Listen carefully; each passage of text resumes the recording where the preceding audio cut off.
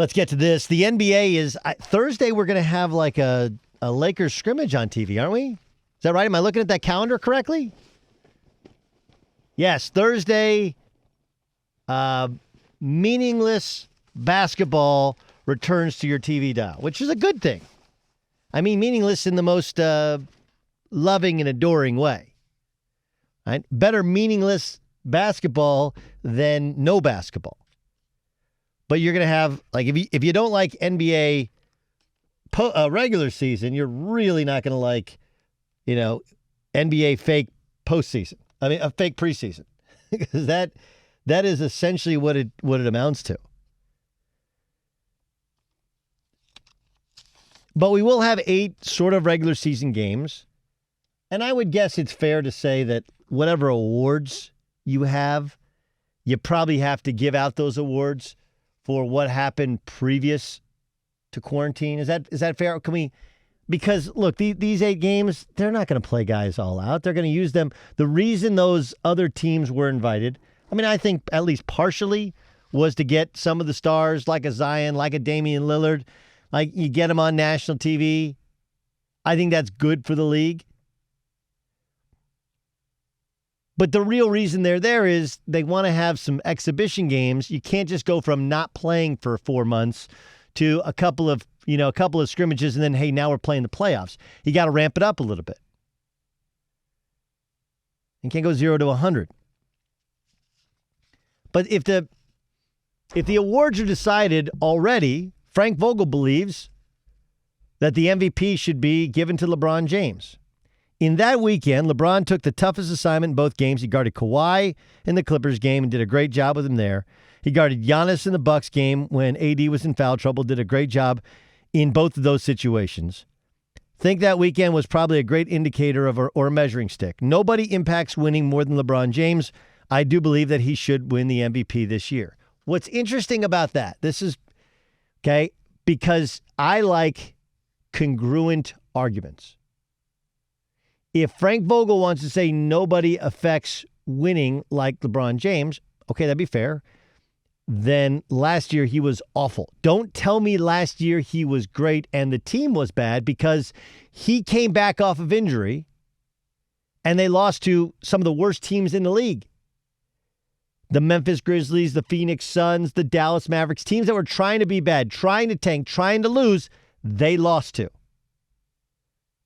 So if he impacts winning more than anybody else, then he wasn't doing nearly as well last year. And I do think, though, you're not supposed to take last year into account, right? That's not how it's supposed to work. It's supposed to be about this season. It's absolutely fair to point out that the Lakers this time last year were a dumpster fire. Do you guys remember? Do we not recall?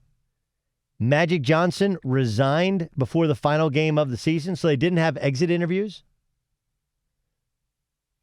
There was talk of whether or not LeBron was even all in on trying to win with the Lakers. Could they pull off the Anthony Davis move?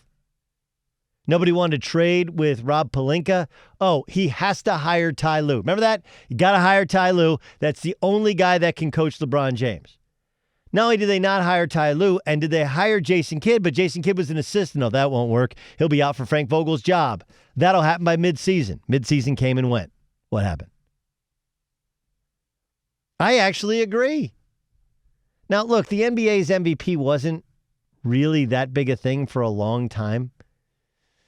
I mean, even if you go back, remember Karl Malone won the MVP one year, ticked Jordan off. Karl Malone was not the best player in the league. Jordan was. We got this Jordan fatigue. We got tired of voting him MVP. Like, he's already winning all the championships. Do we have to give him MVP too? Barkley won it one year. Like, you kind of sprinkle it around the league. Sprinkle around. It doesn't really, it only mattered in the last 5 years because, honestly, ESPN had all their games and nobody's watching regular season games. And one way to get people to watch regular season games is this one could decide who wins the MVP. So it became who had the best year. James Harden had the best year a couple times over, But because he doesn't garner respect, he doesn't play defense, his team doesn't ultimately win championships, he didn't get it, even though he probably should have won it. He had the best regular season. So we have all these loaded things with who wins MVP. Because Russell Westbrook got it one year because he averaged a triple-double. Well, if averaging a triple-double, something that hadn't been done since Oscar Robertson, is what means you can win the MVP, well, then he should have won 3 years in a row. LeBron is not as good a defender as he used to be. He's just not. If anything, there are times where he's the fifth best defender in the Lakers lineup.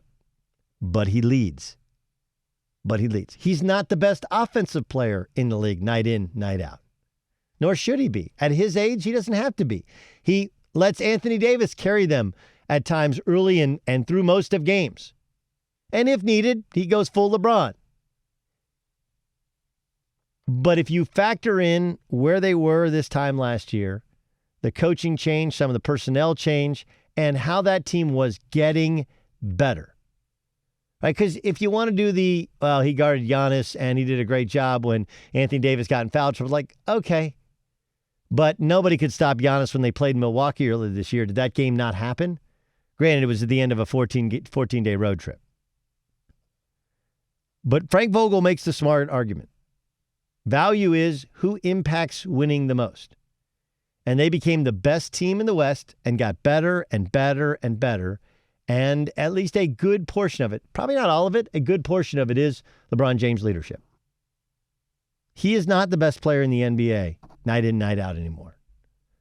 He cannot bring that level of defensive athleticism and intensity nearly the way he used to. Like, he's not hardened and shut it down and not play any defense, but he talks and leads and points guys in the right direction more than does. But leadership is not really something you can measure outside of not just wins and losses, but wins above what are expected of you. Improvement above what anybody could have thought possible.